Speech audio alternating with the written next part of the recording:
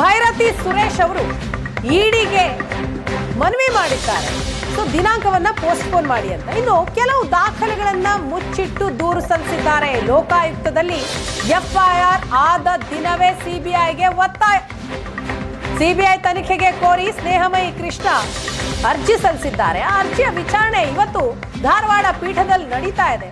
ಅದಕ್ಕೆ ಸಂಬಂಧಪಟ್ಟ ಹಾಗೆ ವಾದ ಪ್ರತಿವಾದ ಎರಡೂ ಕೂಡ ಆಗ್ತಾ ಇದೆ. ನ್ಯಾಯಾಧೀಶರು ಇಬ್ಬರ ಕಡೆಯ ವಾದವನ್ನು ಕೂಡ ಆಲಿಸ್ತಾ ಇದ್ದಾರೆ. ಈ ಪ್ರಕರಣದಲ್ಲಿ ಇನ್ನಷ್ಟು ಅಂಶ ಕೋರ್ಟ್ ಗಮನಕ್ಕೆ ತರಬೇಕು ಅಂತ ನ್ಯಾಯಾಧೀಶರು ಹೇಳ್ತಿದ್ದಾರೆ. ಇದೀಗ ಬರ್ತಾ ಇರುವಂತಹ ಅಪ್ಡೇಟ್ ಇದು.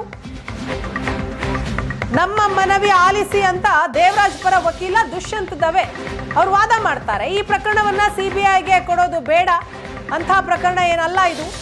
ಸಿಎಂಗೆ ಮುಜುಗರವನ್ನ ಉಂಟು ಮಾಡೋದಕ್ಕೋಸ್ಕರವೇ ಅರ್ಜಿ ಹಾಕಿದ್ದಾರೆ, ಸಿಬಿಐ ತನಿಖೆಗೆ ಕೋರ್ತಾ ಇದ್ದಾರೆ. ಸೊ ಹಾಗಾಗಿ ಅರ್ಜಿ ವಜಾ ಮಾಡಿ ಅಂತ ದುಷ್ಯಂತ್ ದವೆ ವಾದ ಮಾಡಿದ್ರು. ನಮ್ಮ ಮನವಿಯನ್ನ ಪರಿಗಣಿಸಿ ಅಂತಲೂ ಕೂಡ ಮನವಿ ಮಾಡಿದ್ರು. ಈಗ ನ್ಯಾಯಾಧೀಶರು ಕೂಡ ಕೆಲವೊಂದು ಅಂಶವನ್ನ ಹೇಳ್ತಿದ್ದಾರೆ. ಲೋಕಾಯುಕ್ತದಲ್ಲಿ ಎಫ್ಐಆರ್ ಆದ ದಿನವೇ ಸಿಬಿಐಗೆ ಒತ್ತಾಯ ಆಗಿತ್ತು. ಸಿಬಿಐ ತನಿಖೆಗೆ ಕೋರಿ ಸ್ನೇಹಮಯಿ ಕೃಷ್ಣ ಅವರು ಅರ್ಜಿ ಹಾಕಿದ್ರು.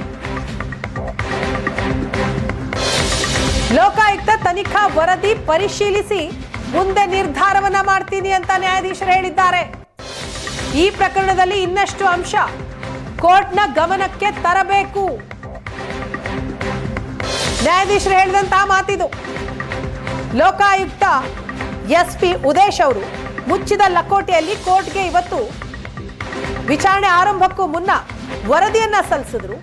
ಆ ವರದಿಯನ್ನ ಪರಿಶೀಲನೆ ಮಾಡಬೇಕಾಗಿದೆ. ಆ ವರದಿಯನ್ನ ನೋಡಿ ಮುಂದಿನ ನಿರ್ಧಾರ ಅಂತ ನ್ಯಾಯಾಧೀಶರು ಹೇಳಿದ್ದಾರೆ.